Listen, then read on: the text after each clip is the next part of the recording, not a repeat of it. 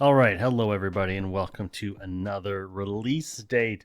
Falcon and the Winter Soldier are both out, and we are going to be doing one super long marathon video where we go through and unbox both of these heroes because making two separate videos was just too stressful last time.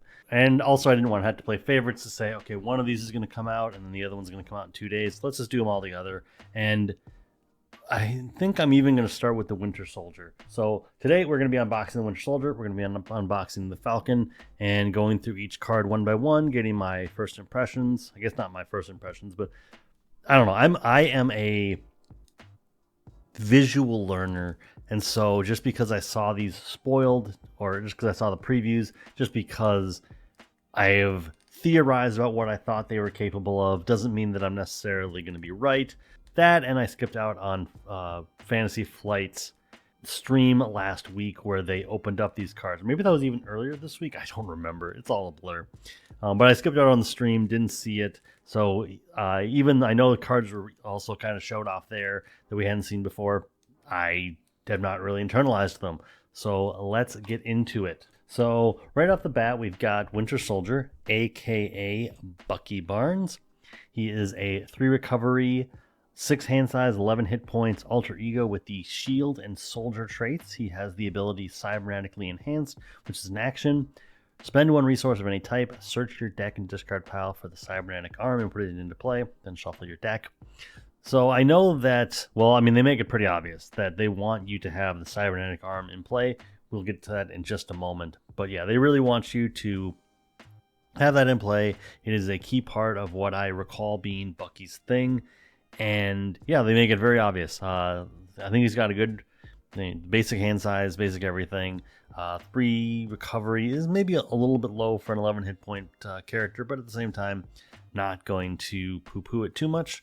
Let's get into the actual fun part of Bucky, because I'm very excited about this hero. He is a 2 thwart, 2 attack, 2 defense hero with the soldier and with the shield and soldier traits, and the ability Lethal Protector, which is a little weird because that's also the title that Venom has, but it is a response after you attack and defeat an enemy, remove 2 threat from a scheme. So as I was thinking about this character, after I got the pack and I was driving home, I was like, wow, in my mind, this isn't what I want Thor to be like, but this kind of seems like the new version of Thor. It's like a way to prioritize minion defeating and making it into something that actually might work well in a in a justice deck. This is probably going to be fantastic. In an aggression deck, this is probably going to be the best thing that's happened to the archetype in a year, just because normally aggression cards do not fare well against the main scheme and everything, and this is just a way to say, hey, I'm going to bring in enemies, I'm going to defeat them, I'm going to lower the threat on a scheme. I can even do the main scheme or any scheme. But yeah, I have high hopes for this. This looks really good, and I'm really excited to just see what we can do with this very interesting build. The completely square stats I also love. That generally means that you're not going to fall behind somewhere. And yeah, just let's look at the cybernetic arm. So Bucky's cybernetic arm, let's get that a little more centered, is a 1 cost upgrade with the item and tech traits and the resource of Exhaust Cybernetic Arm. Generate a wild resource for an attack event. That event deals 1 additional damage. I'm not going to say that I think that this should be something that Mjolnir has, but this is just next level stuff. I'm very Thor focused, obviously, but I don't think that he should have a upgrade that generates a resource for an attack event and basically does this exact same thing. Although I do think that just being able to say hey, you can exhaust Mjolnir to deal your attack event deals an additional damage or something, that's still pretty cool. Generate an energy resource or something. I just see this as a way to, oh, I didn't even talk about this. So Bucky has 5 hand size, 11 hit points, pretty typical, nothing too revolutionary there. Actually, let me focus this up. I don't know if that's any better, but I think it's better. So yeah, nothing too revolutionary there. But I think that just being able to have a resource generator that is so easy to get, very akin to Thor. Obviously, you are paying a resource, so and you're putting it directly into play. So I mean, it's very, very similar, to be honest.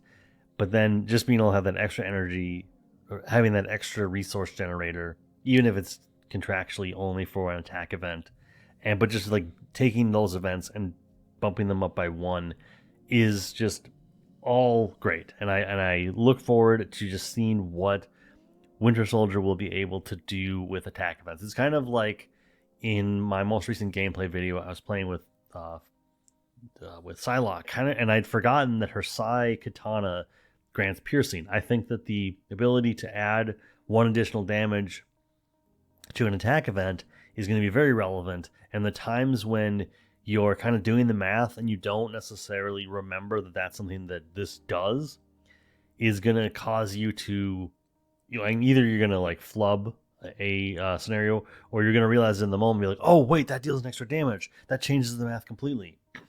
And just getting into, changing something from, especially if it deals multiple instances of damage, like how does that factor into everything? But yeah, this as like the cornerstone of Bucky just looks very, very appealing. Next up, we have Black Widow, a 3-cost ally with 2 thwart, 2 attack, 3 health, and the shield and spy trait. And as a response, after you play Black Widow from your hand, return an attack event from your discard pile to your hand. This seems awesome.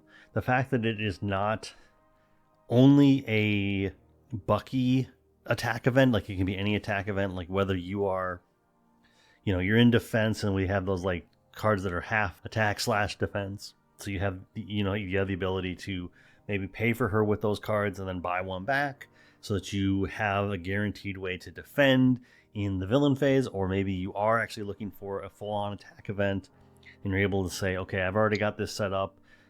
She kind of comes at a discount in that way, so that you can sort of take your hand and look at it and go, okay, so I can afford to play Black Widow, buy this back, and also play that event, and it all can conveniently fit into my hand size.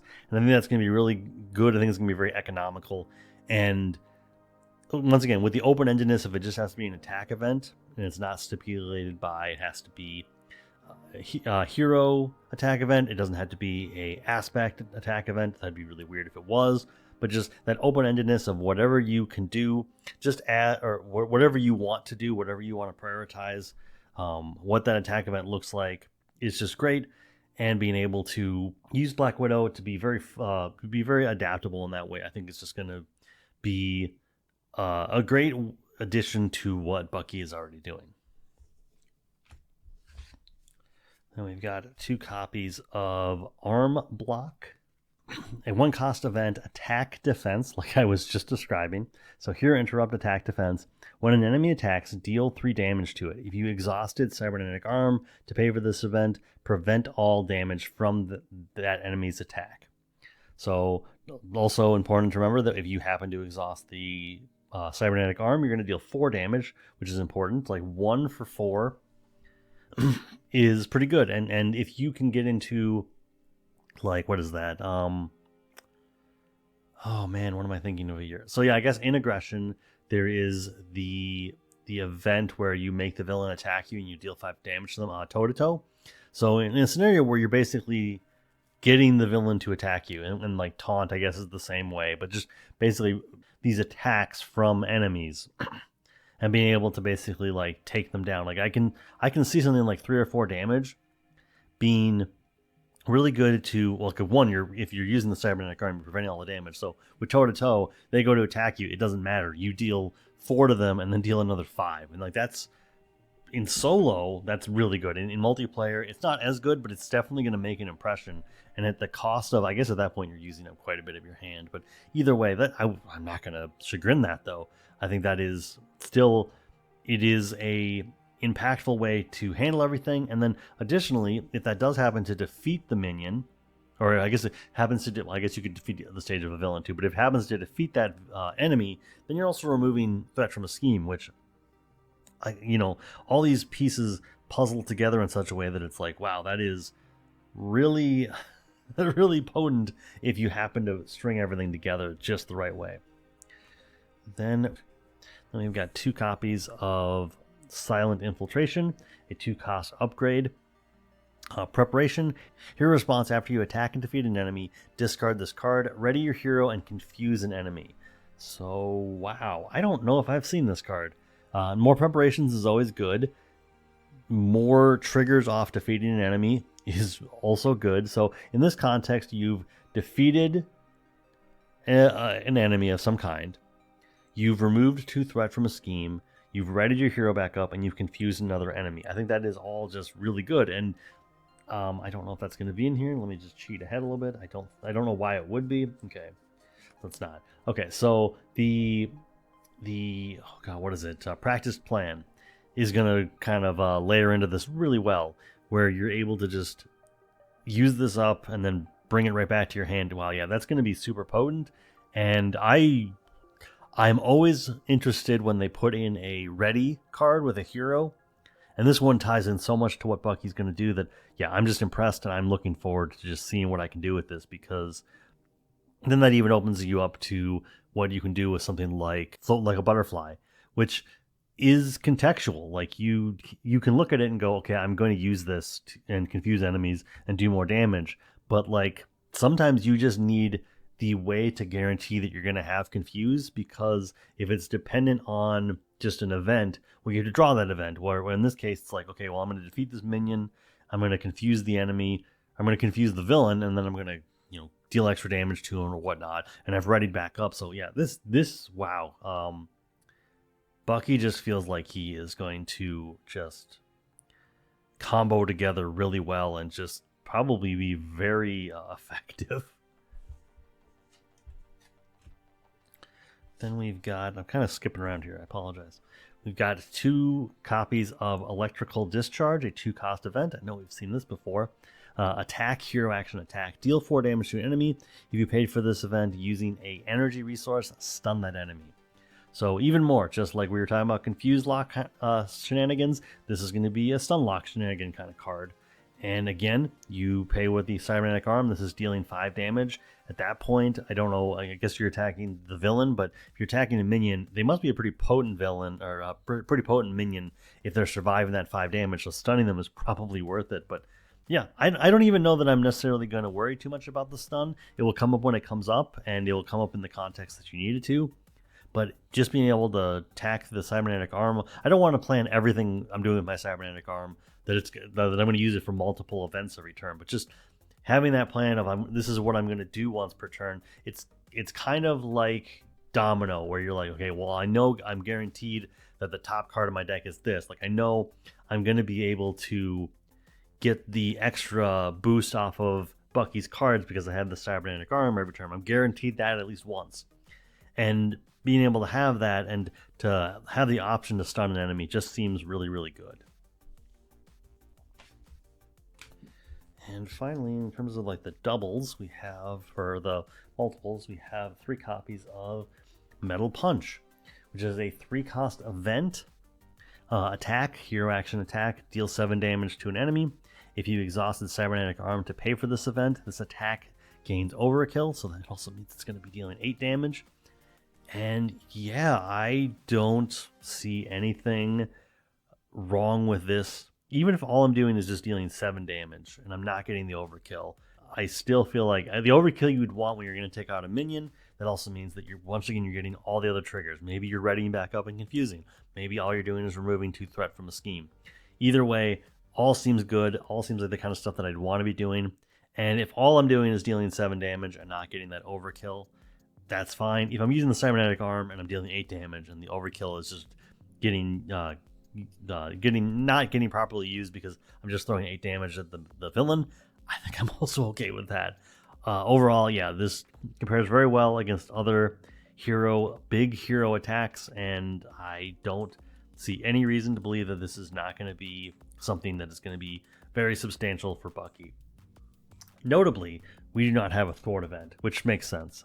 He's so attack focused that it would make sense that he would not have a thwart event. He already has a way internally to be doing thwarting.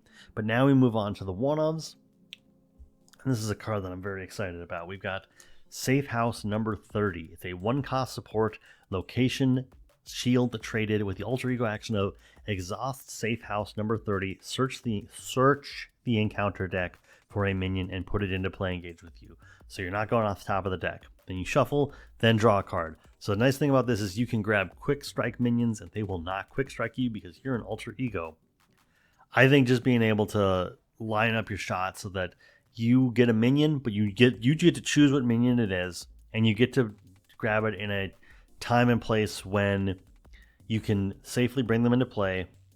If you want to, you can move into hero mode. You're not exhausting Bucky to do this, which I could see a version of this where you were.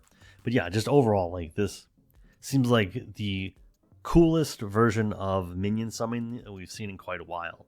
Just, yeah, I all kudos here. I love it, and I'm happy to see that it is a thing that's happening in the game. And once again, that alter ego action has never looked more appealing to me. Then we've got one copy of the Winter Armor. Seems pretty straightforward. It is a 2-cost upgrade. Armor traded, you get +3 hit points and gain steady. That seems great. At that point, you go up to, is it 14? Yeah, you go up to 14 hit points and you gain steady. So it's just going to be harder to confuse and stun you. Love that. There's not much more to say about it. I think that just it being solely armor traded is also telling. Like, it's not going to be. I don't think we have any way to like tutor this up that's not just generic. Look for identity specific upgrade or whatnot. But either way, yeah, this just seems like it's going to be very great. Being able to bump up his stats and just being able to avoid status counters just seems like it just seems all good. We've got one copy of the Winter Mask, a 1-cost upgrade, item tech. You gain the spy trait, so that's going to be interesting for cards that we've seen out of Black Widow and cards that we saw outside that we saw within the Gambit pack that all care about being a spy. Like I said, it will cost 1, and it has the hero response of after you attack and defeat an enemy, exhaust the Winter Mask, draw a card. So yeah, just all again, defeating minions means something to you. Defeating even the villain means something to you. Ready back up and confuse somebody, draw a card, remove some threat. He's going to be a one-man assassin, I suppose is probably the best way to put it. He's just going to be strategically taking out enemies, and it's just accruing so much benefit, and it just makes me so excited. Especially because, like, I've looked at the aggression cards. I haven't internalized all of them. So I'm really happy to... I'm going to be very happy to just look at all the new toys that we're getting here. And last but not least, we have Winter Rifle. I don't know if I've seen this card. 3-cost upgrade weapon. It is restricted, to be expected. Hero interrupt. When Winter Soldier makes a basic attack, exhaust Winter Rifle. Winter Soldier gets +2 attack for this attack, and that attack gains piercing and ranged. So yeah, sharpshooter is going to be good for this, and yeah, just in general, like I cannot really complain here. This reminds me a lot of the hand cannon, which gives you overkill. This is not going to run out of ammo, which is nice. And yeah, I think just bumping his attack up to 4 is going to make doing everything that he's looking to do even easier. And that's just exciting. So that is all of his kit. But let's move into the aspect cards that are coming out of the box, or that are coming out of his pack. So let's start off with Captain America, Steve Rogers, a 4-cost ally. 2 thwart, 2 attack, shield and soldier traded with 3 health. It has toughness. And after Captain America enters play, ready a shield character. So that could be us. That could be, I guess, just like any ally. Yeah, that's just inspiring. I like it. I like just in terms of any aggression ally, anytime that they have 2 thwart, my eyes are open and I'm listening, because I guess my ears are open in that case. My ears are burning. But either way, just an aggression character that's able to thwart for 2 is just, that's all good news, because that's going to be one of their weak points. And just coming down and being able to help out another shield character in some context is just going to be good. And yeah, obviously whenever you have a 4-cost ally, you're going to need to be a little critical. He has toughness, so he's gonna stick around for a little bit longer. But at the end of the day, is this the best aggression ally that we've ever seen? Probably not, but I definitely see the potential in it, and I think that it is going to allow aggression to have a shield archetype deck that I don't really think existed prior to this. So that's exciting. And then the other ally we have for the deck is Deathlock, a 3-cost ally with 2 thwart, 1 attack, 3 hit points. Is a cyborg and shield traded character. Response after Deathlock enters play, search your deck and discard pile for a copy of Shield Sidearm and attach it to him. Then shuffle. I guess for context, we should probably know what that is. Oh, okay. So these kind of are not necessarily a connected cards. They don't necessarily need to be 1-1 together, not like Phantom X and Ava. But the Shield Sidearm, which there are 3 copies of, is a 1-cost upgrade. So it's going to come into play and be attached to him. So the cost, for at least for Deathlock, doesn't matter. But it's going to come into play. It's going to attach to a shield character, limit once per character. Comes with 3 ammo for uses. And interrupt when attached character makes a basic attack, exhaust Shield Sidearm, and remove 1 ammo counter from it. Deal 1 damage to an enemy. So that's going to take his 1 attack and turn it into effectively 2, but it can be across 2 different bodies. And yeah, overall, I think just also the fact that it can go onto a shield character in general means that you can put this on to, the Captain America ally we just looked at. You can put it on to Bucky. You can put it on to Nick Fury in some form or fashion. And yeah, I think just being able to give them a little extra boost. I don't know that I'd want to put this on to Nick Fury, at least not Nick Fury Jr. He's going to go away and the sidearm's not going to get its full use. But either way, just being able to break a tough, because this is an interrupt, so break a tough and then let your damage through is great. Once again, it's going to add more context to a shield deck, which, like I said, I feel like revolves mostly around basic and justice. So having an aggression shield deck only sounds promising, and it's going to be interesting to just see what these are capable of doing, because I want to have a lot of faith that the designers know what they're doing there. Then moving on to the events, we've got 3 copies of Firepower. Oops, get those more right there. Okay. A 1-cost event, attack, hero action, attack. Exhaust up to 3 weapon upgrades you control. For each upgrade exhausted this way, choose an enemy and deal 3 damage to it. This attack gains ranged. All right. I now see what the hype was. I remember people talking about an event that cared about weapons. And I suppose in a deck where you don't have restricted weapons, so that you can actually use all 3 of these, this is going to be pretty sweet. I think just being able to hit... I mean, you could hit an enemy for 9. You could hit several enemies for 3. Attack and ranged means that there is the... like the focus blast or something. It was out of like the, I think, Age of Apocalypse box that cared about, like, it boosted up attacks that had one of the the keywords, and I'm pretty sure range was on there because I don't know why it wouldn't be. But yeah, this is, I see this mostly being a event that's dealing 6. Obviously you have the cybernetic arms, so you can also boost that up, but I can see this dealing 9 quite a bit. I feel like this is going to be a lot more of dealing 6. That's still good. If you have like Yarnbjorn, which doesn't care about exhausting, and so you're just dealing damage with it already, and then you get to do this. Like there are setbacks. There are ways that this is not as, wonderful as it may look like on the tin, but I do think that for the cost, it all kind of weighs out, and it seems like it's going to be impressive. And maybe I'm wrong, but I don't see...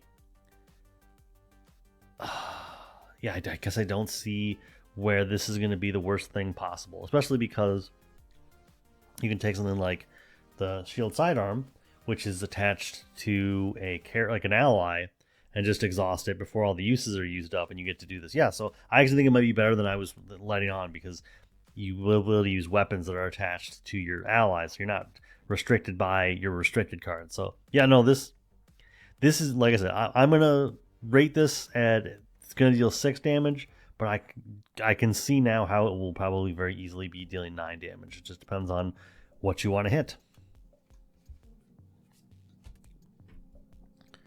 Then we've got reprints of 1x1, a 1-cost event at attack, hero action. I should do this so that you can read it. Hero action, deal 2 damage to an enemy. If that attack defeats an enemy, deal 2 damage to an enemy. So I've always had a lot of fun with this card. I can see how it's going to be very helpful in Bucky because this just cares about defeating enemies. And being able to spread out some damage for 1 is just cool.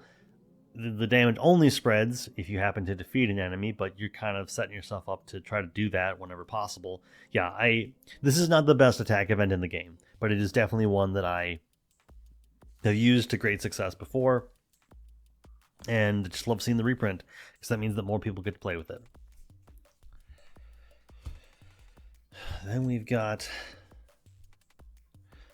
spoiling for a fight, a 0-cost event, hero action, discard cards from the top of the encounter deck until you discard a minion. Love it. Put that minion into play, engage with you, to be expected. Ready your hero.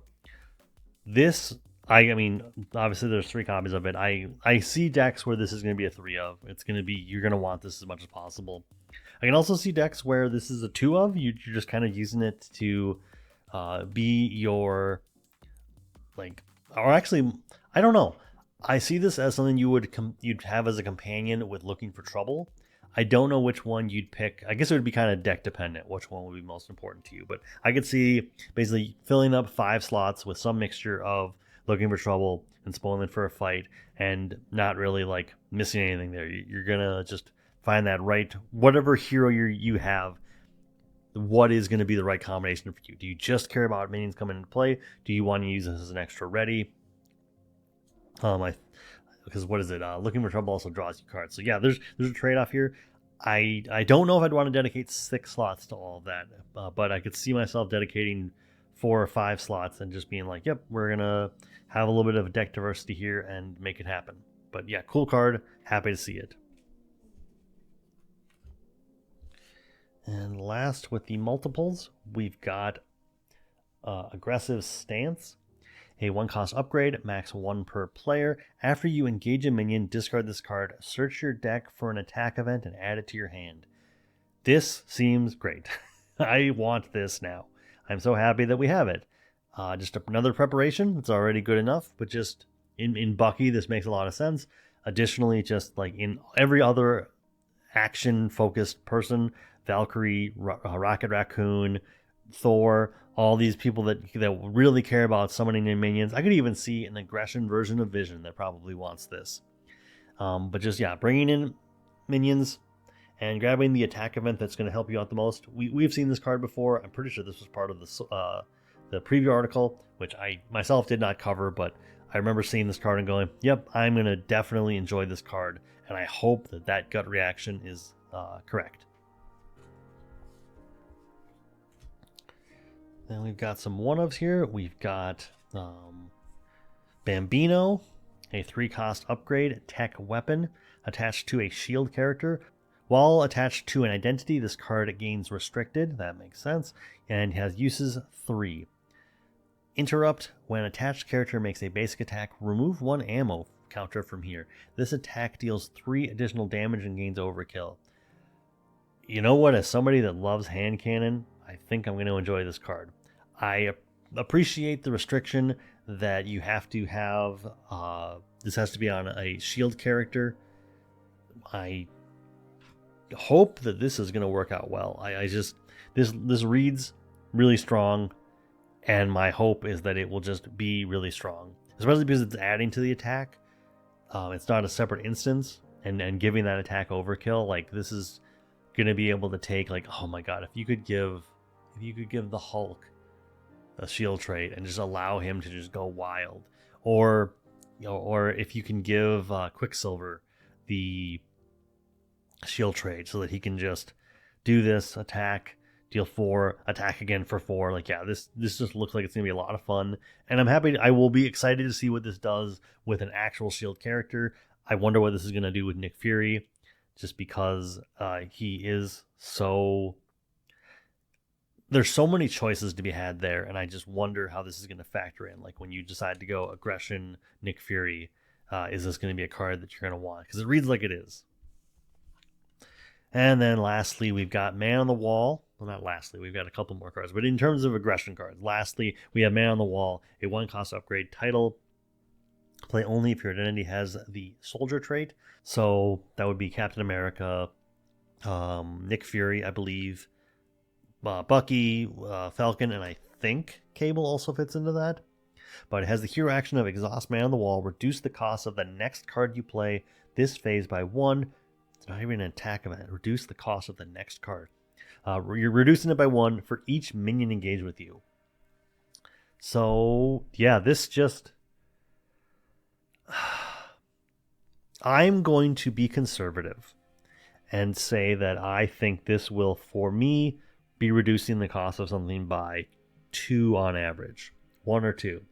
In a multiplayer game, that might go up. You get something like Get Over Here with an aerial character, and that can go up and up and up. But overall, like, even if all this is doing is just kind of paying itself back by buying you 1 or 2 at a time resources back every turn, yeah, I think the restriction of being only on soldiers means that you're going to have to be very particular with where this goes. But in a minion summoning deck, especially because Bucky wants to do that, yeah, this just reads like it's going to be a very strong archetype card for shield traded characters. Next up, we have a reprint of Nick Fury Sr., a 4-cost ally, 2 thwart, 2 attack, 3 health with the shield and soldier trait. And the force response of after Nick Fury Sr. enters play, choose 1, remove 3 threat from a scheme, draw 2 cards, or give a shield character a tough status card. At the end of the round, if Nick Fury Sr. is still in play, discard him. I think this is going to be great. I feel like before I didn't really consider the give a shield character a tough status card that much, but I could see because Bucky wants to be in hero form, he wants to be defeating minions, this just being able to come in and give him a tough status card. I mean, obviously there's these other 2 options, but I feel like giving him a tough status card allows him to just sort of like survive of enemy phase a little bit better. And I like seeing the reprint. I like having more copies to be able to throw, especially for a basic character, into more decks. And yeah, overall, just it's a good card to have, and it's done me well so far. It's not as good as the regular Nick Fury. I don't know that anything will be, but at the same time, I am appreciating more and more the different modes for this card. Then we've got Super Soldiers, a 3-cost event, attack, team up for Captain America and the Winter Soldier. So that's only going to be with Steve Rogers, Captain America at this point, because he is the character with the actual name Captain America. Hero action, max 1 per deck, but then the hero action of deal 6 damage to an enemy, give Captain America and Winter Soldier each a tough status card. So especially just having the ally in play to be able to add to this, I think, oh man, it's rough. I think with every team up card, you can easily say, well, this should cost 1 less. I think for dealing 6 damage and getting tough status cards, like, yes, you are jumping through the hoop of having, for this deck, you need to have the 4-cost ally in play. So that means that you're pretty much saying, I'm going to have him in play, and I'm going to hope to draw into Super Soldiers to really get a use out of him. Obviously, if you're playing with another player who happens to have Captain America, one, be careful out there. Don't spill any drinks. But also, this is going to be a little bit easier to go off. I don't rank this very highly. I don't love team up cards. I want them to be great. It's just none of them have ever wowed me. I think the only one that I ever feel like I can do reliably is Daughters of Thanos. Everything else is either very strongly the deck is built around those 2 characters being in play, or it's a card that I just shuffle right past. Then we've got Winter, Widow, Soldier, Spy. Another team-up card, costs 2, is the team-up card for Black Widow and Winter Soldier. So the identity specific ally for Winter Soldier, which is great. Here action, put a preparation upgrade from your discard pile into play. Deal 4 damage to an enemy.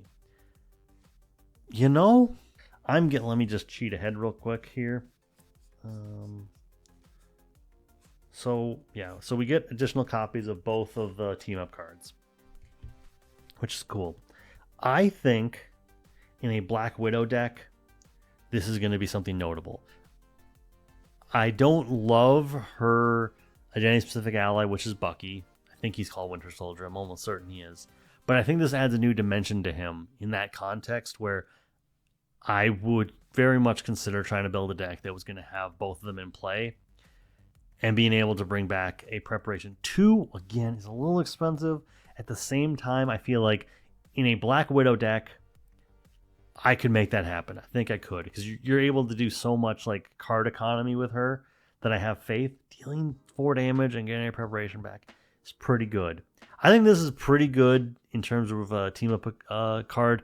I don't know if it's immediately jumping out to me for Bucky. Let me just go back through his actual like cards here real quick in his kit.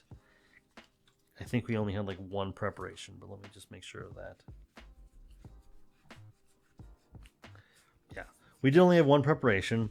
It's a good preparation. It's the one that confuses an enemy when you defeat a minion or when you defeat an enemy. Yeah, I see purpose in this. I don't know if I love it for Bucky. I think I love it for Black Widow. And then rounding out the deck, we've got the different doubled up resources. We love them. They're here. And then we move on to the Nemesis and Obligation, which I don't know a lot about. I'm pretty sure that I saw the... you know what? Even on the back of the box, I don't think... Oh, wait, no, I do know who this is because this was... Okay, yeah. Never mind. All right, let's get into the Obligation. All that blubbering. Okay, Obligation is Red Room programming. Give to the Bucky Barnes player. You may flip to Alter Ego. Okay. Choose to either exhaust Bucky Barnes, remove this card from the game, or discard the highest printed cost card from your hand and take indirect damage equal to its cost. Discard this Obligation. I have gone in a lot of different directions with Obligations. I have expressed a lot of different opinions about Obligations. And this is a pretty much old school template for an Obligation. But I've kind of come back around, and I'm constantly learning and changing and becoming a better person. I now see Obligations as probably the way that the game makers were intending for them to be, where they are supposed to be fairly binary decisions that are very easy to make, but they're easy to make in a way that like helps you as a new player to learn how to play the game. You want to just remove this from the game. The other option is really bad, and the simple answer is to just move from the game, and that's what you're supposed to do. You're supposed to face this decision, have a little bit of a critical turn. You have to exhaust Bucky Barnes. You lose a turn, that changes the math, but you don't have to worry about this again. And it's just a simple, like 5-second choice. It's not as debilitating as other cards. So I think this is fine. I think that if you have to do the second option, it's going to be painful because that could probably be a third of your remaining life. If you're low enough, that could be half of your remaining life. It's gonna hurt. Then we've got Crossbones. And actually, let's even get in his side scheme here because they're both going to come into play at the same time in most contexts. So Crossbones is a 2-scheme, 2-attack, 5 health minion with the Elite and Hydra traits. It has Quick Strike. So once this gets shuffled into the deck, I would not mind pulling this out with the Safe House. Force Response. After Crossbones attacks and defeats an ally, place 2 threat on the main scheme. I see what you're doing there. This is the exact opposite of Bucky, and that's at least thematic and cool. And then we've got the side scheme of Hydra Hit Squad. Each Hydra minion gets +1 attack and +2 hit points. That is beefy. When defeated, the player who defeated this scheme searches the encounter deck and discard pile for a Hydra minion and reveals it. Alright, there are other Hydra minions. I was going to say, if the only option is you defeat this and you have to go get Crossbones, that would be painful. Alright. It has 3 threat per player. I mean, I like this overall. I like just making Hydra minions scarier. This takes Crossbones and makes him a 3-attack, 7 hit point minion. So you probably want to get rid of this first. then take down Crossbones, or just have it set up so that they both kind of fall at the same time. But then you're going to have another minion come into play. Yeah, overall, I think this is fun. It's probably going to be painful. This is probably going to take me down once or twice. Then we've got the high-tech armament, a attachment that gives +1 attack, and it is tech and weapon traded, attached to Crossbones, otherwise attached to the villain. Here, force response, hero response. There is a hero action here. Force response, after you attach high-tech armament to an enemy, that enemy activates against you. Oh. I could see that being a game ender right there. Oh my gosh. Yeah, I could see that ending games out of nowhere. You think you're safe, you've survived, and you're just like, all I need is to not have advance. And this comes down and just advances on you. Yeah. Ugh. Hero action, exhaust a character you control, discard this card. So I guess the nice thing here is that you don't have to exhaust your hero. You can exhaust an ally. This is pretty easy to get rid of. But yeah, out of nowhere, when this comes into play and just attaches to the villain or Crossbones or what have you, and you get the activation that you most did not want to happen, yeah, I could see this taking out the rest of your life. I could see this just allowing the villain to scheme that one more time when it's like, I need them to get either 1 or 0 boost icons. They get the 0. Your second encounter card is this. And suddenly it's like, oh, well, it doesn't matter. They scheme it, period, and I'm dead. A lot to say about a card that may or may not have any impact on your game. And then we have 2 copies of Hydra Mercenary. 0 scheme, 1 attack, 3 health Hydra minion with guard. I believe this is fresh. Yeah, this is fresh out of the Rhino scenario, fresh out of the core set. You know them, you love them. They are going to be the thing you will target with the hit squad when you defeat it. Unless you're playing in a Hydra-themed box when you have more options. But yeah, these have a purpose. The fact that they have guard means that it gives you a speed bump that you have to work through. And I think that anytime the game can throw you a curveball that just changes the math even a little bit, it's a good thing. I think when the game doesn't put up any resistance, it's not fun. And this provides you an appropriate amount of resistance that you hopefully can manage pretty well. All right, and then what we're not going to do is we're not going to talk about the Thunderbolt minion here, because I'm going to save the Thunderbolt minion. Then we're going to talk about both of them back to back at the end of the video. But let's talk about White Widow, who I was not expecting. A 4-cost ally in protection with 2 thwart, 1 attack, 3 hit points, the shield and spy traits. Response, after you resolve the ability of a preparation card you control, heal damage from White Widow equal to that card's printed resource cost. So in Bucky, the silent infiltration is 2. Yeah, that seems good. The art is awesome. Let me just look at that closer. You know what? I'm excited to have a Black Widow, White Widow game where both of them are in play in protection and just doing their thing. And yeah, I think just interacting with preparations in this way it's agnostic. It works with any character that cares about preparations. Even if they don't care about preparations, they just have preparations in their deck. I think that's awesome. And I think that this is probably going to be really fun. And she can heal herself. Yeah, 4 is steep, but at the same time, I think this is an ability worth paying 4 for. This is pretty cool in the right deck. And there are going to be cases when this is just an overcosted ally that doesn't do you any good. But I could see this being an ally that you want to suit up because you just have a way to make sure that she never gets defeated. That seems really cool. And then I suspected this was going to happen, and I think this was the one screenshot that somebody didn't put a spoiler tag onto during the stream, but we've got Shield Deputy, a 0-cost upgrade. Is a title. Play only if your identity has the shield trait attached to a friendly character. Attached character gets +1 hit point and gains the shield trait. 1 Electra art, awesome. And yeah, this was an expected thing that I assumed we were going to get.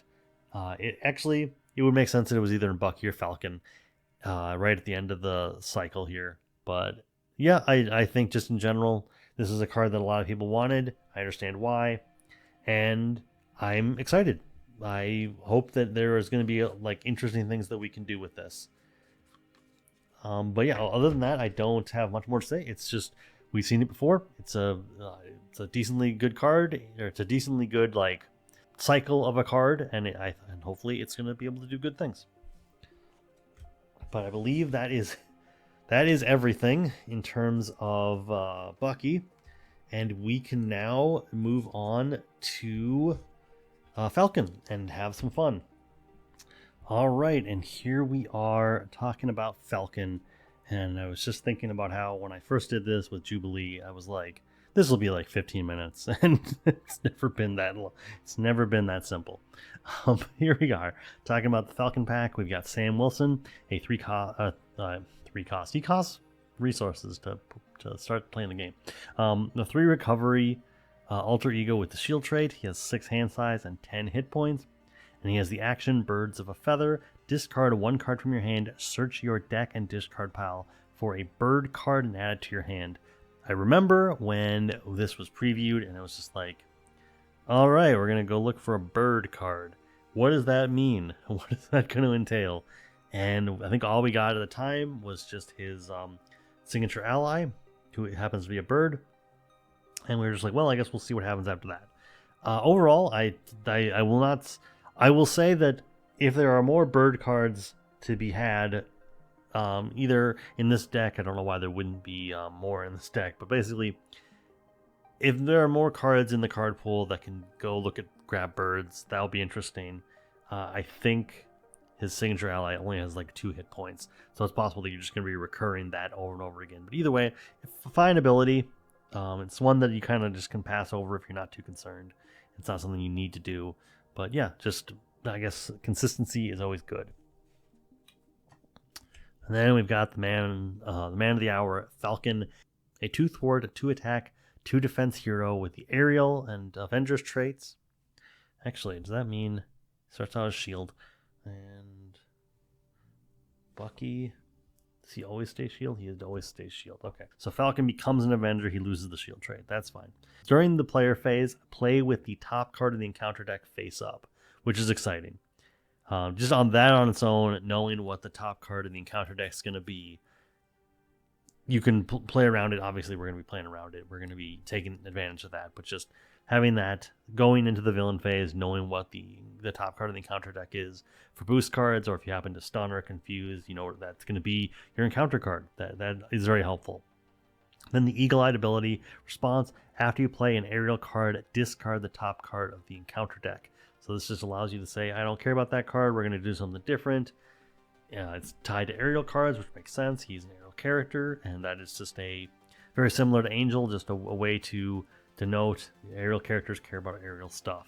And it's cards, so it's not like an event. So we'll also be getting into aerial allies. But yeah, overall, I think this is a really cool design space, and I think it's going to be very interesting just to see his kind of like intel and what it's capable of doing.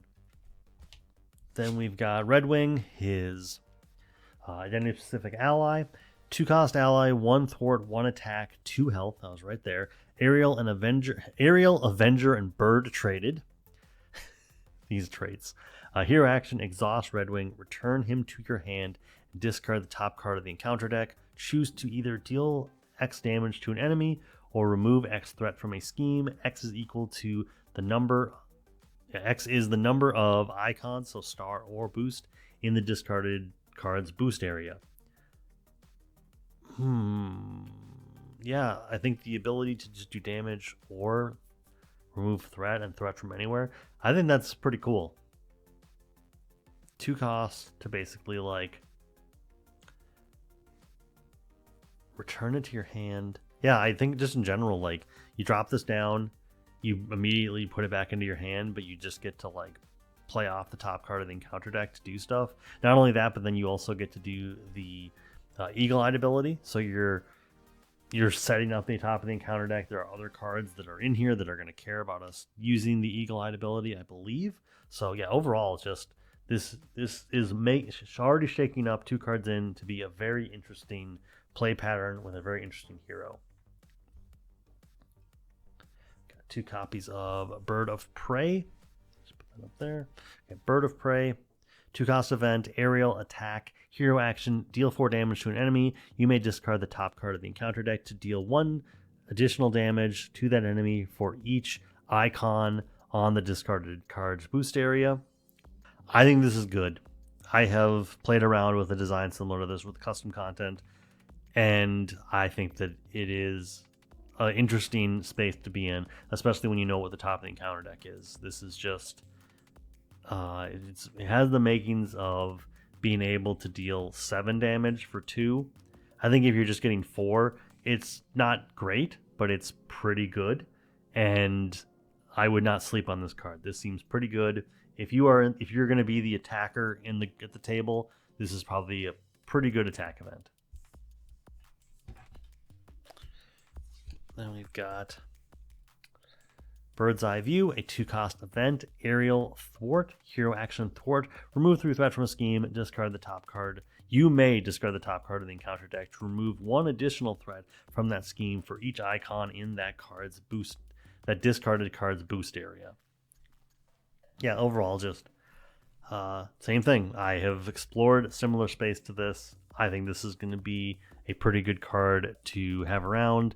And if you are the thwart person at the table, even if you're not, but just if that's your role at the table, you should be able to play off that really well and just handle the schemes, I would say, with a pretty good regularity. Then we've got 2 copies of Up, Up, and Away, a 0-cost event, aerial defense, hero response defense. After an attacking enemy is given a face-down boost card, look at that card and the top card of the encounter deck. You may swap those cards. Draw 1 card for each printed icon on the current boost card's boost area. Okay, so yeah, I guess I could see a scenario where you've basically got a ally who's chumping for you. They're going to take the brunt of the attack. You know that overkill is not going to be a factor, so you just let the attack go for 6 or whatever, draw 3 or 4 cards and what have you, and yeah, just get that benefit. And if you are just trying to protect yourself, you can just minimize the amount of boost icons that are coming out. You might get to draw a card or 2. Yeah, I could see this all being a lot of upside. Once the Thunderbolts get shuffled into the encounter deck, like you're not just playing the Thunderbolt scenario, you do have the threat of having 4 boost icons, but I suppose this is a good way to mitigate that. We've been exploring this space where you're able to swap cards, whether it be encounter cards with the top card or what have you. And I would say that it is an interesting design space that I feel like really helps to keep a table safe and active and informed. So I'm hoping that this will just add to what we already know about Falcon. Yeah, I don't know. I don't really know how to necessarily properly evaluate this card. It seems like it's going to be good. It seems like it's going to be very, very helpful, and hopefully means that you're going to have good card economy.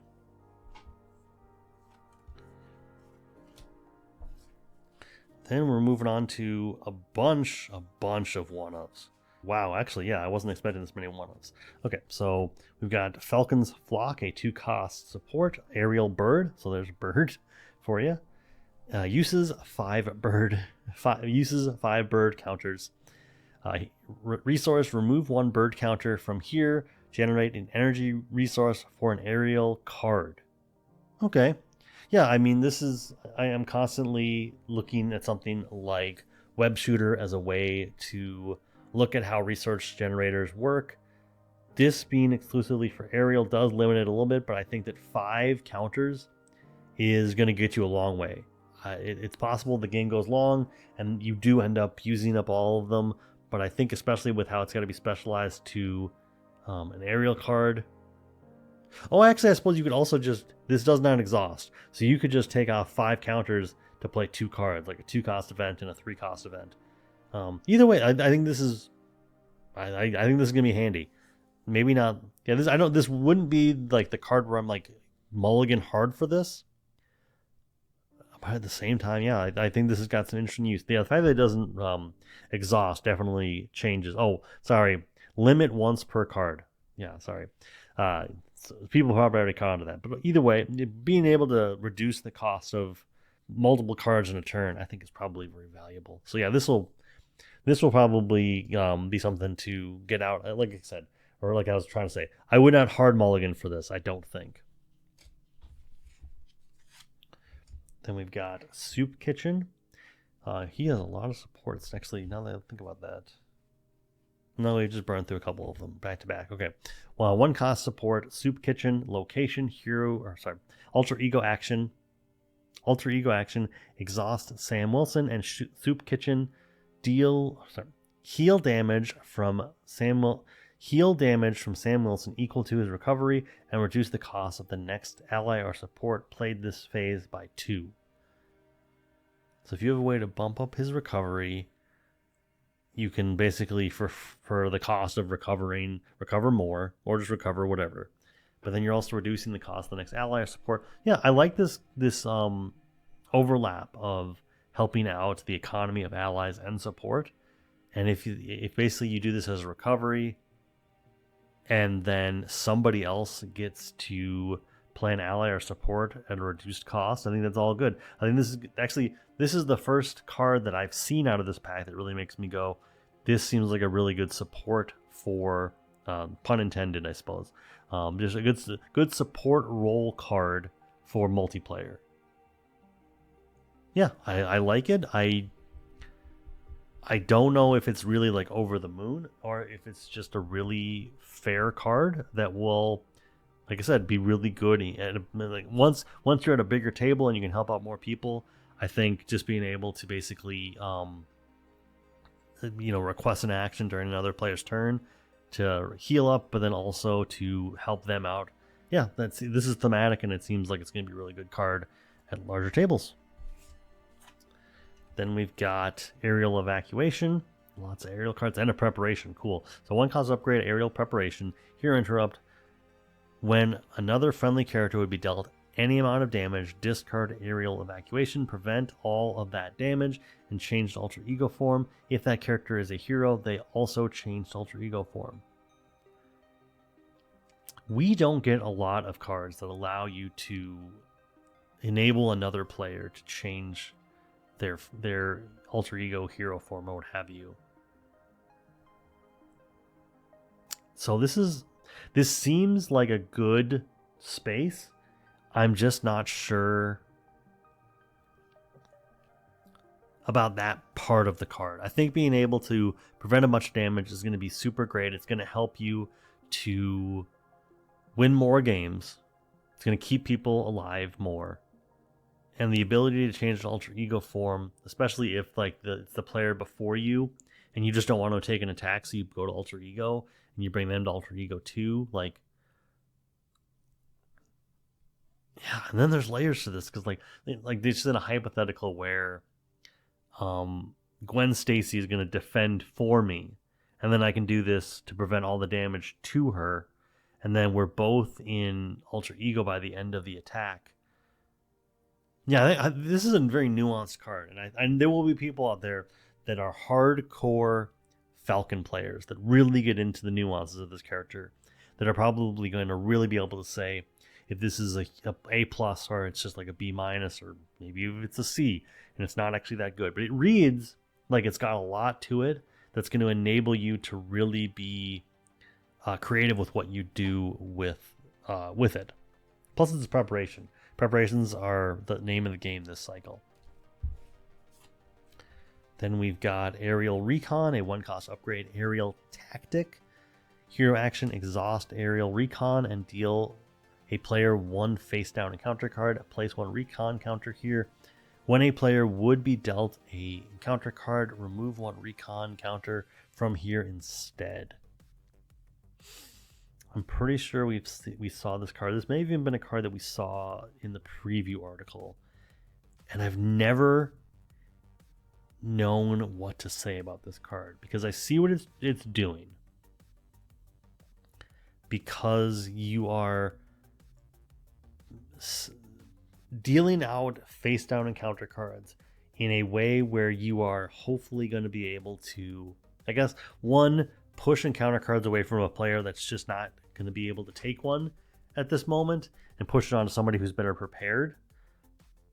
But it also creates this like mini game where I guess what you could theoretically do is, because you're not exhausting this to remove the counter, you could very well set up a turn where early on you just basically are working towards getting everybody to have they just take on an additional encounter card in like turns 1, 2, and 3 or whatever. Like you got 3 players, they each take an additional encounter, and then when you get to the point where you just need to win. Oh, and I suppose you know what the top card is because it's revealed. So you get to a point where suddenly it's like, I just need to win. We're going to blank the entire encounter phase of this turn so that we have no right hooks that are coming at us. We're just going to take on the villain attack, and then we're just going to get no encounter cards because we're just going to remove recon counters. It seems like a gamble because you could also get caught off guard and this can get tucked away. It seems cool. It seems like it's going to do a lot of good, and I can see the tactic behind it. I'm afraid that I'm going to mess it up, to be honest. But I see the strategic nature of this, and this could be a very, very good card. Because like I said, being able to go into like the last turn of the game and be like, we just need to not get advance. We need to not get assault. We just need to throw an ally in front of the villain attack, and then we're golden. And I would even say that in solo, being able to basically say, I'm going to spend the first couple turns taking additional encounter cards so that in the back half of the game, when the villain is the scariest, I'm just not taking any encounter cards at all. Like, this could very well be the best card in this kit. Smarter players are going to get so much use out of this. Then we've got Battlefield Awareness. I don't think I've seen this card. 2-cost upgrade, Aerial Skill, Hero Interrupt. When Falcon uses a basic power, exhaust Battlefield Awareness and discard the top card of the encounter deck. Falcon gets a +1 to that power for each icon in the discard card's boost area. Oh, this seems fantastic. Like with what's the probability field? With Domino. Already is like just a top tier card.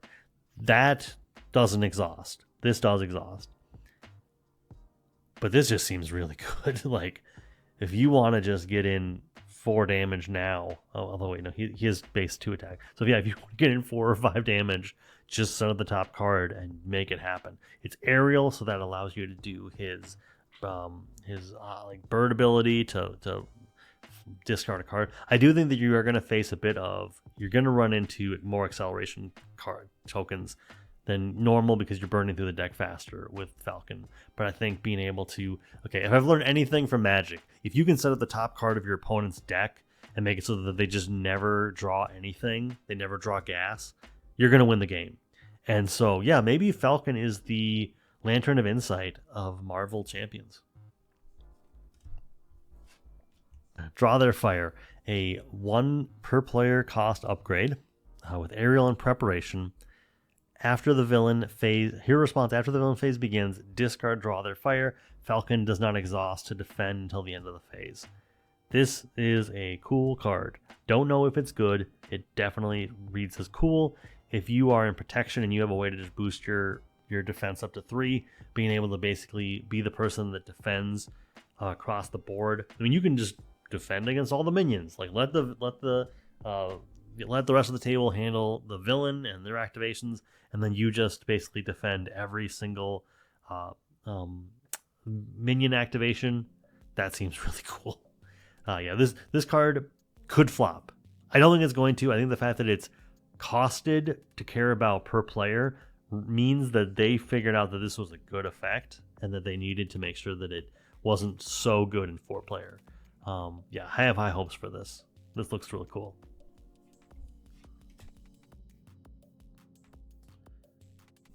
Got Talon Line, a 2-cost upgrade, item traded with hero response after you resolve Falcon's eagle-eyed ability.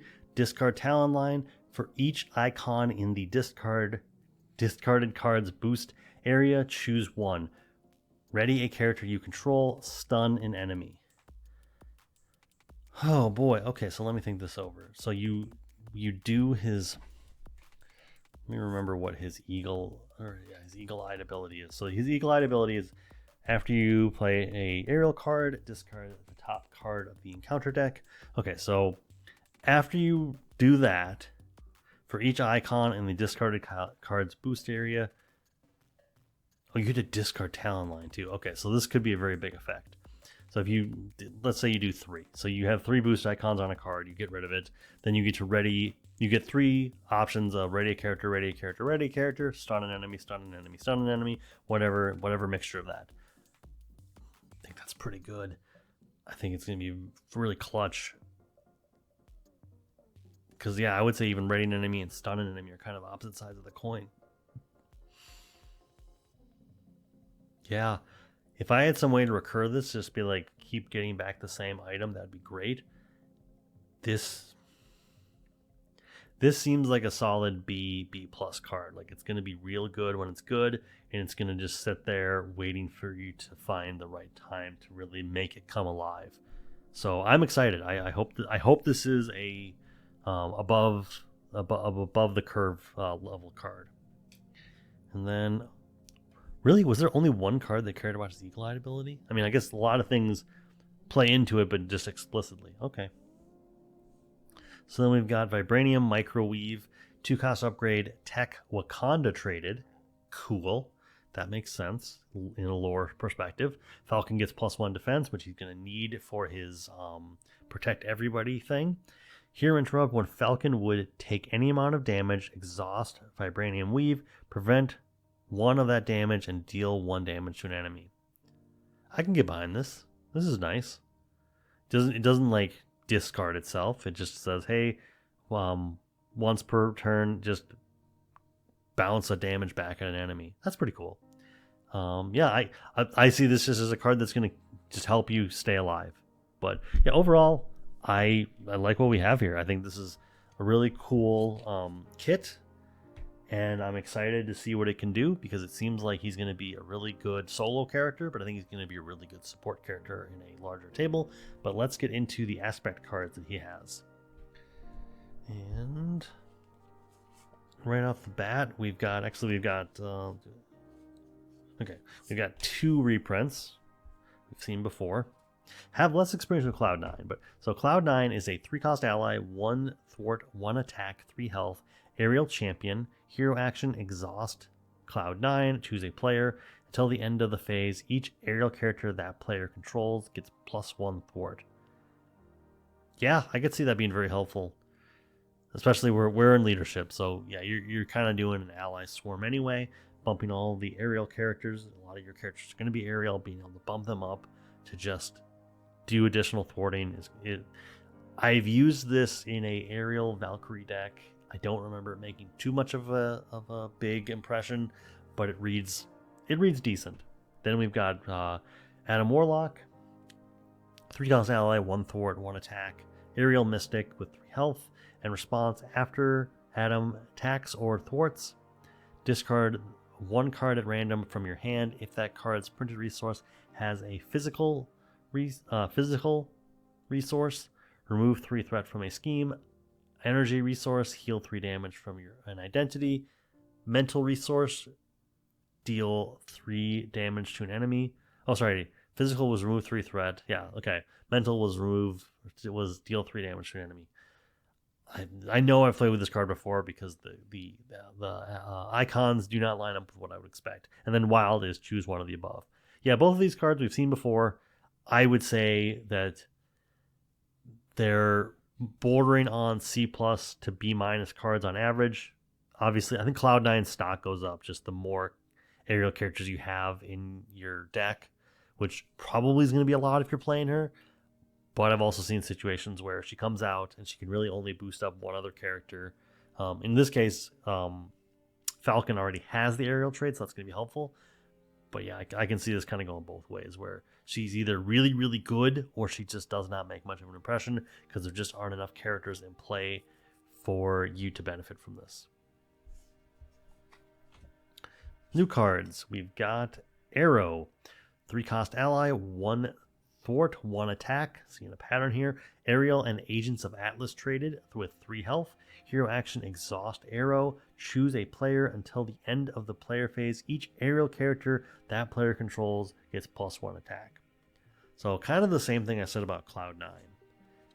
There are going to be times when this is really good, and there are going to be times when this is just like not as promising as you want. I think in a Spectrum or a Falcon or a Angel deck where you automatically have aerial, this just means that she's, without taking damage, contributing her attack point to your character. I think that is good. I think that's going to be helpful.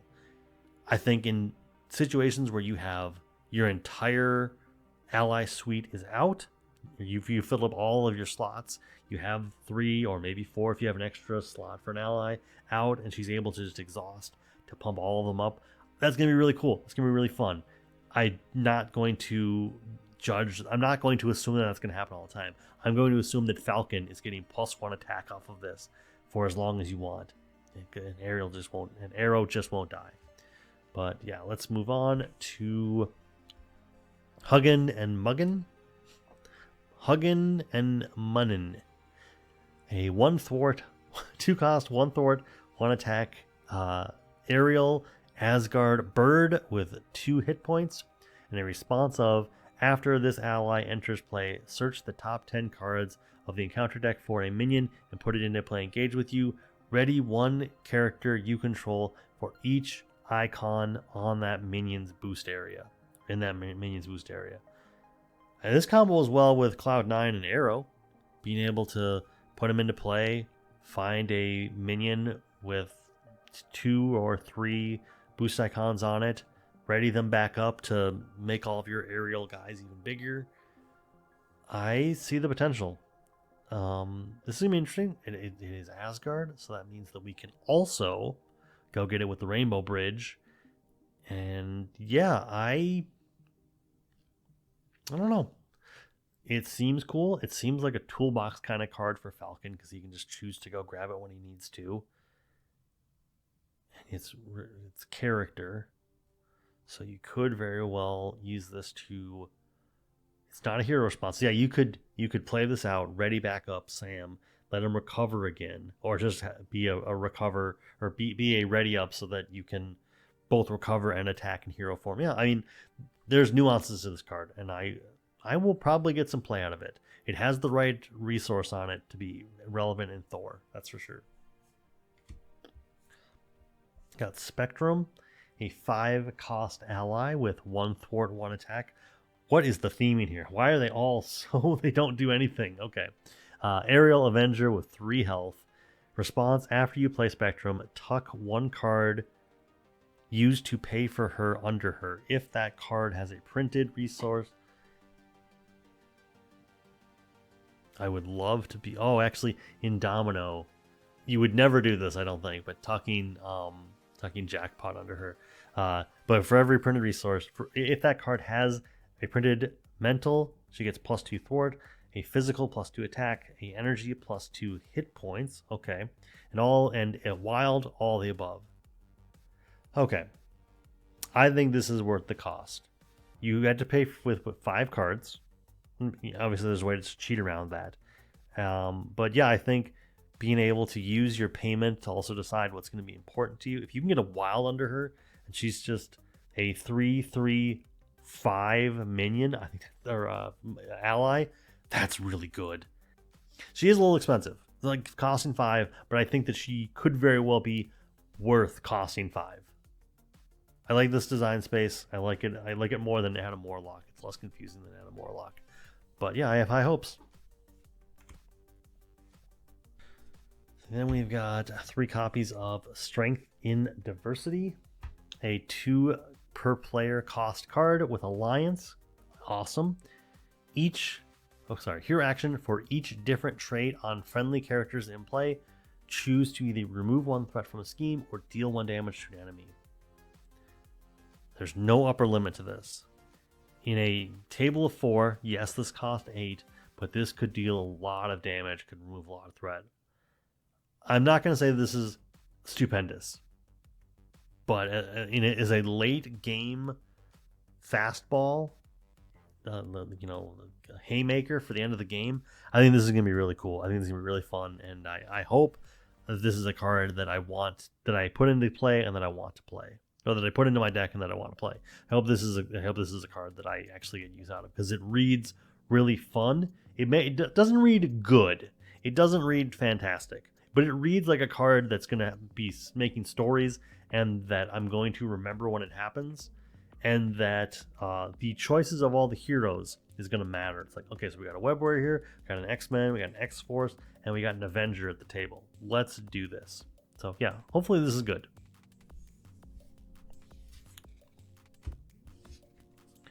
Then we've got 3 copies of Flight Squadron.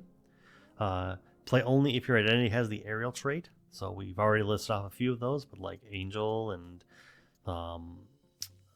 Spectrum and Falcon, but then like easy ones like Rocket generally can, and Thor can generally get there.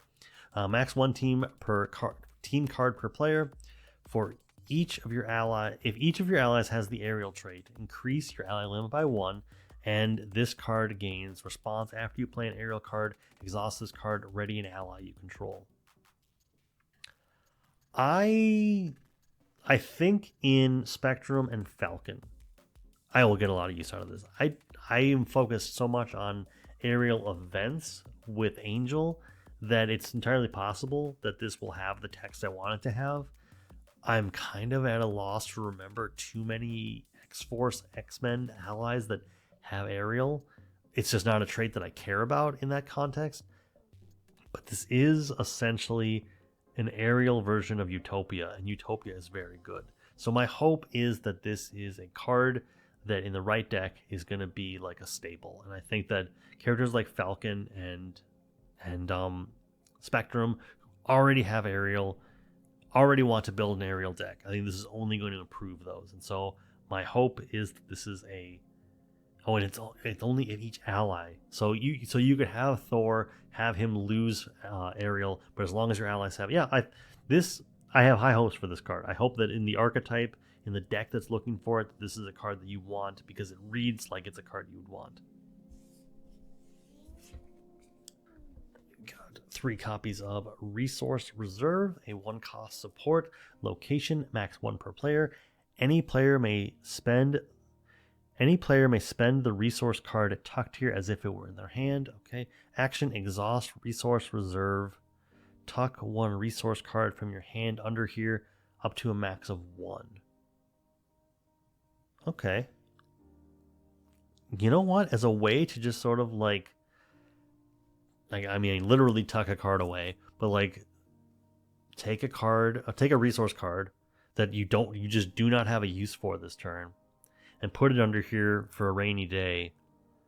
Not to mention just a way to basically, I put a strength underneath this so that the other player at the table can have those 2 resources. This seems like I think this has limited use in the solo game, and in multiplayer I think it's gonna have a lot more use. It's gonna be a lot more helpful. Doesn't seem that great. I don't want to oversell it. It feels like a 60%, a 6 out of 10 card. Maybe it's a 7, maybe it's a 7.5 out of 10. I don't know. This doesn't seem like the best card in the world, but it seems like the kind of card that I would certainly want to be surprised by. I want this to be better than I think it is. That's what I'm going to say. We've got a reprint of the Triskelion, which just is a 1-cost support that increases your ally limit by 1. This allows you to have more than 3 allies. So this is right out of the core set. It's a good card. I often have it in decks and then often don't hit the limit. It's the thing. It's just kind of there as a precaution. Like, hopefully I will have another card to make use out of this at some point. But so often I just don't generate enough allies that it's like, well, it's there, but I never actually hit the limit. Then we've got 1 copy of Captain America, which is a 0-cost upgrade title. Play only if you are the Bucky Barnes or Sam Wilson player. Hero action, exhaust Captain America and spend a physical resource. Find Captain America's shield and add it to your hand. If it leaves play this way, deal 4 damage. Oh, where is that? Oh, sorry. There's like another stack of cards here. So the Captain America shield is right there. So it is linked to the Captain America title card. It is a 1-cost support. Linked again. Your hero gets +1 defense and gains retaliate 1. Okay, so the way this is going to work is you're going to exhaust this and spend a physical resource. Find wherever this is, which I guess initially it's going to be in a set-aside area. So the first time you're just going to get it into your hand from outside of the game. Then you'll put it into play, and you can just basically use it to deal 4 damage to an enemy every turn. Yeah, I think this is interesting. I think it's going to be a nice thing to have for Bucky and Sam Wilson to both take advantage of. I think it's thematic. It's not the most powerful thing we have around. I think if anything, it's just going to confuse people. They're not going to necessarily put 2 and 2 together that the linked card is the only card that this is referring to. I think it's also going to confuse people with team-up cards. They're going to think that now my character is Captain America when that's not the case. It's just a title. I'll say, I don't necessarily love giving a title that is the same as a hero. I get it. I get what they're trying to do. I just think it's going to confuse people. And that it's changing the name of the character, and it's not. But who knows? This is probably something that I'm disconnected enough from the larger community. This is probably discourse we've already had, and I just am responding to it late. But either way, I like it as a thematic thing. I don't know if it's going to be great. For all I know, this is going to be the next sidekick, and I'm going to love it. But I don't know. It is also restricted to specific characters, which I'm fine with that being a limiting factor. If anything, I wish when you played this got added to your hand immediately, but it does cost 0. I don't know. It's fine. I will probably have fun with this at some point in the future.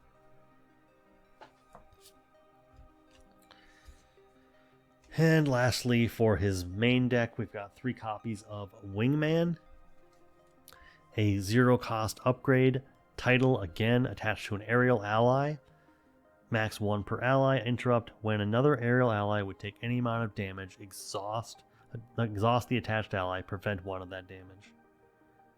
When another aerial ally. Okay, so yeah, this is a lot of hoops. Okay, so you're attaching this to an aerial ally. Then you need to have another aerial ally to take advantage of this. This is the right place to have it. Falcon wants to have aerial stuff. He's going to be able to get a use out of this. I think this is a lot of hoops to jump through to prevent some damage to an aerial. I don't know. It's possible that you basically just have it set up so that you just have an ally that's not going anywhere. They're not blocking, they're not attacking, they're not thwarting. They're just there to basically keep your other allies from dying to consequential damage. I don't know. This seems like a lot of hoops to jump through, which is insightful of me to be aware of. Then yeah, okay. Then wrapping up everything, we've got the 3 copies of the doubled resources that we talked about not 40 minutes ago, and then we've got reprints of Power of Flight. I can say that in the Angel deck that I think this premiered in, I think it was Angel. I think Angel is where this was first printed. It's helpful. Within the actual kit, I suppose you have allies that this is going to help to pay for. Yeah, so overall, this is a fine card. It's there's nothing to really write home about. It's fine, and I enjoy it. And yeah, I'm happy to see it as a reprint. Gorgeous art. Now, let's move on to I don't remember how we did this. Oh, let's do the Obligation and Nemesis. So we've got Harlem's Protector. It's an obligation. Give to the Sam Wilson player. Uses 3 emergency counters of victory 0. Alter Ego action. Spend a resource of any type. Remove 1 emergency counter from here. And it has the crisis icon, I believe. Or no, the hazard icon. So yeah, this is going to give you an extra encounter card every turn. Yeah, this is cool. It's going to basically burn up your hand for like one turn. I suppose you could just let it sit for multiple turns, but I feel like you probably want to just flip down and just start spending cards out of your hand. Double resources are going to hurt here because you're not going to be able to use them that way. But either way, yeah, this is a fine obligation. It gives you a little bit of a risk reward. If you just don't care about the extra encounter card because you've already got your recon going, I guess this doesn't hurt you that much. But yeah, overall, I would say this is at least an interesting obligation. Then we've got the minion, or we got the Nemesis minion, Viper. 2 scheme, 2 attack, 5 health, Serpent Society minion with quick strike and a force response of after Viper activates, discard the top 5 cards of the encounter deck. Oh. So you're going to burn through the encounter deck more, not to mention the fact that you're just basically going to mess up any kind of like pre-knowledge you had. I don't even know if that's true, but I bet the side scheme is going to play into what all this is about. So Serpent Solutions, a side scheme that starts at 6, and only 6. Force response. After a Serpent Society minion is discarded from the top of the encounter deck, deal that minion to the first player as a face-down encounter card. Oh, yeah, okay. That's right, and this happens right before you go to the encounters, the encounter phase, the encounter card phase, and then also the eagle-eyed ability, discarding any Serpent Society minions, is going to come at a cost. So okay, yep, and we've got some Serpent Society minions. We've got some Serpent Society minions that are going to be coming up, but just these two as a package. I think the quick strike is what's going to make Viper actually dangerous. I think if all I need to do is just get him into play and deal 5 damage to him, I'm not concerned. What I see here is either you just don't care because you're about to win, or you've got a 5 damage and 6 threat speed bump that you may need to address. We've got 2 copies of Serpent Soldier, a 1 scheme, 2 attack, 3 health Serpent Society minion with quick strike and a boost ability of give the activated enemy an additional boost card. Oh, okay. So, yeah, when it rains, it pours. So if this gets discarded, it gets sent to the first player as an encounter card, and it's quick strike. So I guess you might be able to go into the situation knowing that I'm about to get a quick strike minion, and that it's just being alter ego. But yeah, this is punishing, especially if it is in the top 5 and Viper just puts it into your discard pile, and then it's out of nowhere you just got a 2 attack quick strike minion. Yeah, it seems a little dangerous. These guys are very imposing. And the last card of the Nemesis kit is Advertisement. There must be some kind of pun that I don't get. It is a treachery with Surge. When revealed, shuffle each Serpent Society minion into the encounter. Shuffle each Serpent Society minion from the encountered discard pile into the encounter decks. Okay, so it's just making it easier for you to keep hitting the soldiers and Viper over and over again. Yeah, overall, this is this is not one of those Nemesis kits that feels like it's really preying on what the hero's trying to do. It does counteract the eagle-eyed ability some, but overall it just seems like it's a really big pain in the ass. But overall it just feels like it's a very big pain in your side, and that you just gotta like work through to do your best to just survive, weather the storm. All right, and then we are left with just the aspect cards. And oh my, thank you for riding along with this. Maybe you're only watching half of this at a time. I don't know. We've got the Winter Soldier as a aggression ally. He is a 3-cost ally with 1 thwart, 2 attack, the shield and soldier trait, and 3 health. And in response of after Winter Soldier attacks and defeats a minion, remove 2 threat from the scheme. So he's just doing what the hero's doing. I don't have much to say about this. They've established what they'd like Bucky Barnes to do. They want him to defeat minions. They want him to also remove threat. And you know what? As an aggression ally, I'm going to accept that. I think this is something that I would put into an aggression deck and really just like don't put him into Valkyrie because Valkyrie wants to be defeating the enemies, but like put him into Thor or Rocket. I suppose Rocket also wants to overkill, but put him into a minion summoning deck that doesn't care about actually being the one to defeat the enemy, and just let Bucky get you a couple threat removed from the main scheme or whatever side scheme. Yeah, I think this is cool.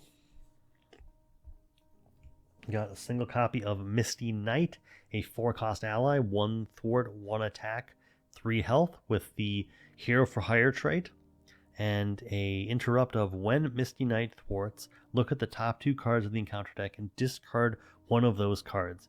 Misty Knight gets +1 thwart for this thwart for each icon in that card's boost area. All right. At least you can look at the top 2, so that gives you that you're not going to whiff in that sense. Yeah, overall, I think this is at least interesting. I guess I have high hopes.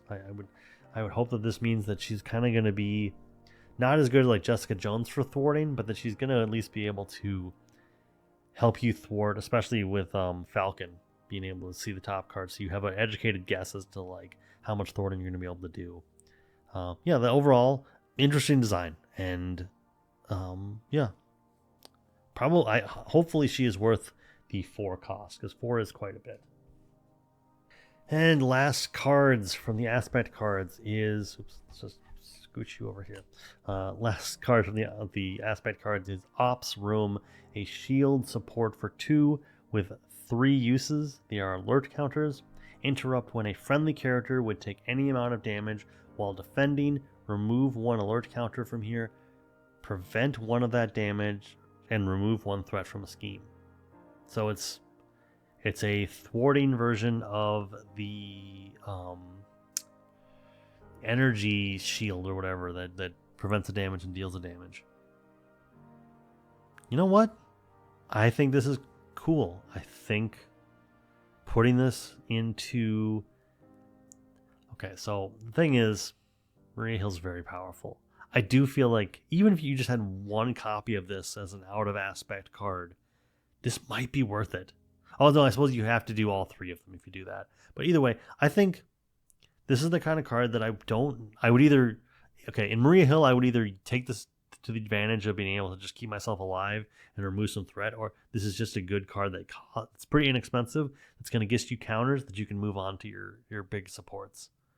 And that's probably what a Maria Hill character is going to do. Like, there's being cute, and then there's being Maria Hill. And I think, yeah, Maria Hill is just going to use this as a cheap way to get a bunch of counters. Let's be real. All right, and now it is time for what everybody was probably here to do.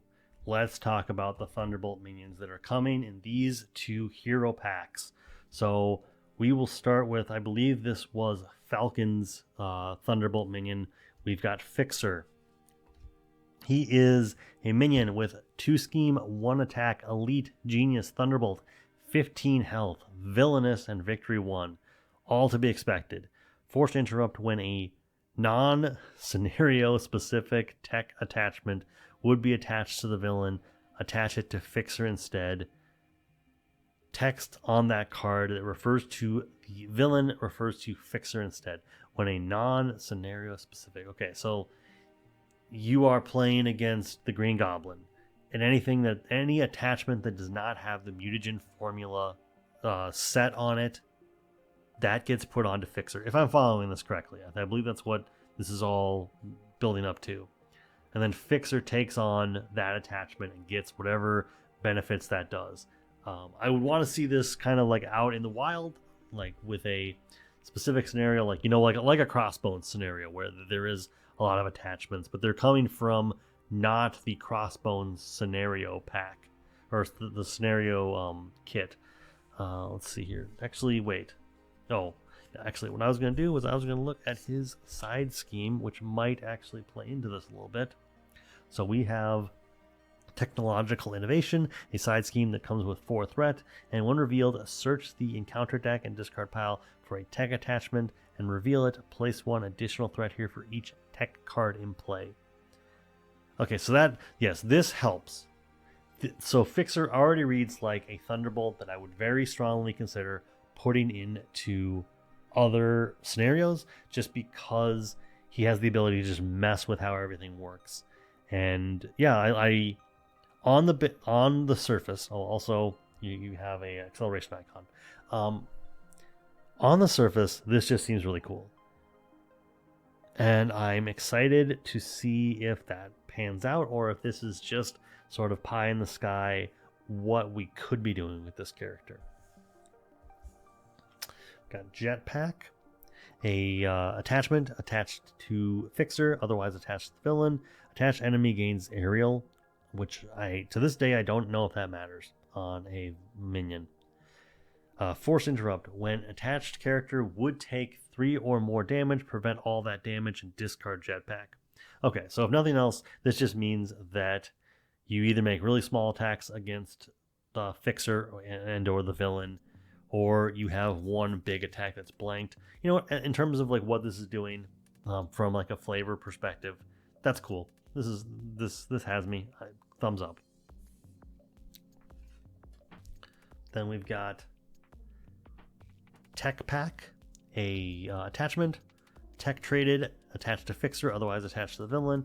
Attached enemy gets +1 attack for each other tech attachment it has. Hero action. Exhaust any number of characters you control with a combined thwart greater than the attached enemy's scheme. Discard this card. So it naturally... Okay, wait. So it naturally gives +1 scheme and +1 attack. Then it gets an additional +1 attack for each other. Okay, so really at that point, you're just trying to exhaust characters with +1, or I guess maybe like +2 the thwart of the attached character. That's a cool way to get rid of an attachment. Yeah, and just like the general, like what this does to the attack of the character makes them scary. So I like the idea of that, like you're essentially thwarting what this is doing. That's cool. It's its own little side scheme. And then the treachery that we all kind of expect from this, which I'll say, having looked at like custom content where other people are designing Thunderbolts, it's really nice to just kind of have like one card in the kit that you just know is essentially there. So this is the Fixer's version, called Techno. It's a treachery. When revealed, find Fixer and reveal him. If he's already in play, he engages you. Fixer activates against you. If no enemy activated this way, because they're in the victory display, this card gains Surge and has a boost ability of if this activation is an attack, it gains Piercing. Alright, yeah. I like adding Piercing just as a way to, because Piercing, either it's right there on the table or it's just never there at all. So like when you have a tough status, Piercing doesn't seem like the kind of like boost ability you see very often. And Techno adding, or a Fixer adding that, is at least, if nothing else, interesting. But yeah, overall, I don't feel as afraid of Fixer as I do someone like, what's his name? Atlas. Atlas has an alternate lost condition. This just seems like it's going to be plain. Oh, it's a tech attachment too. I'm happy that I caught that. Okay, so you really need to be very specific. I suppose like there's all the Osborne themed stuff is tech. So yeah, Fixer is going to be a monster in some scenarios, and I look forward to going up against that. Because I love winning, but I also love fun stories about how I lost. And the last thing we're talking about now is the Blizzard pack. The Blizzard Minion Suite, whatever you want to call it. Oh, you're bordering on 2 hours at this point. Okay, so Blizzard is a minion with 1 scheme, 2 attack, 16 health, elite, and Thunderbolt. He's villainous and he has victory 1. In a force response of after Blizzard attacks a character, search the encounter deck and discard pile for Encased in Ice and attach it to that character. Shuffle. Otherwise, stun the attacking character. So if you can't find any copies of Encased in Ice, they're just going to get stunned. Then we have Slippery Conditions, the side scheme that comes in with 3 threat per player. Force response after an ally enters play, exhaust it. Okay, that seems That seems accurate. And then it has the whatever it's called, the crisis, or I don't remember what the hazard icon. It has the hazard icon, so you're just getting additional encounter cards. But what is encased in ice, I wonder? Oh, there's only 2 copies. Okay, so it is relevant that you might not be able to find one. Okay, so encased in ice is an attachment. It has the ice trait, as it should, attached to your identity. Attached character cannot attack enemies other than this card. Any player may attack this card as if it were a minion. If there are 3 or more damage here, move all but 3 damage here to attached character and discard this card. So essentially you're looking to just... The character is now encased in ice, and you need to break them out by dealing 3 damage to them. Or deal 3 damage to the encased in ice. Any more than that, you're going to hurt the person inside. I like it. That is fun. And like I said before, we all know this kind of stuff is coming. We've got Whiteout. This is our way to go and find Blizzard. So one reveal, it's a treachery. One revealed, find Blizzard and reveal him. If he's already in play, he engages you. He then activates against you. If no enemy activated this way, this card gains Surge. And the boost ability, which is what distinguishes these, is you are stunned. If you were already stunned, to take 1 damage. So yeah, overall, I also like Blizzard. I think I like Fixer more than Blizzard, but I like what's going on here. And that is everything. We have reached the end. So you don't want to look at those 2. You want to look at these 2. Okay. So that is Falcon and the Winter Soldier. Thank you for coming along with me on this marathon unboxing as we look at the 2 new characters. I'm excited to play with them. I know there will be content. I will play with them at some point coming up here soon. Just don't know when. Either way, until next time, thank you so much for your time, especially on this one. Thank you so much.